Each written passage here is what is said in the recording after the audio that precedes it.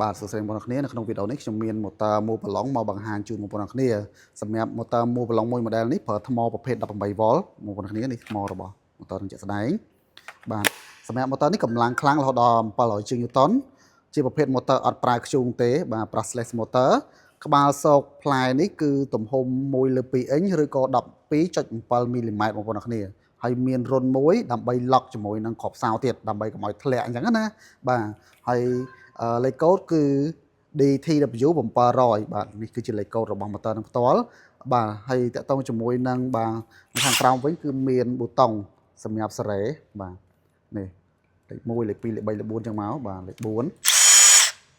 លេខ3លេខ2លេខ1អញ្ចឹងលេខទាំងអស់នេះគឺកំណត់កម្លាំងបង្វិលក៏ដូចជារង្វិលជុំរបស់វាអញ្ចឹងណាបងប្អូនគ្នារង្វិលជុំលឿនយឺតហើយមានមុខងារអូតូទៀតបងប្អូនគ្នាអូតូបាទវិលថយក្រោយអូតូ stop ចឹងមកបាទអូតូ slow down ចឹងមកណាបងប្អូនគ្នាមានទាំងអស់បងប្អូនគ្នាអញ្ចឹងមានមុខងារច្រើននៅក្នុងការប្រើប្រាស់អញ្ចឹងបងប្អូនគ្នាអាចថានៅក្នុងហ្នឹងមានមុខងារណាដែលចង់ប្រើប្រាស់បងប្អូនគ្នាចុចប៊ូតុងទាំងអស់ហ្នឹងមកណាសេរីតាមហ្នឹងមកហើយ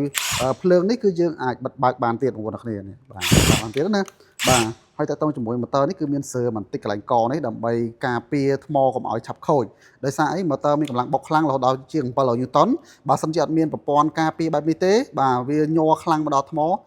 ក្របថ្មក៏មានបញ្ហាដែរបងប្អូនគ្នាណាអញ្ចឹងសម្រាប់បងប្អូនគ្នាដែលចង់តេស្តសាកល្បងឲ្យដឹងពីគុណភាពមុននឹងទិញយកទៅប្រើប្រាស់យើងមាន motor ច្រើនមែនតើមិនថា motor មួយប្រឡងនេះទេយើងមាន motor ច្រើនមែនតើអញ្ចឹងបងប្អូនគ្នាអាចតតមកបានបាទសូមអរគុណ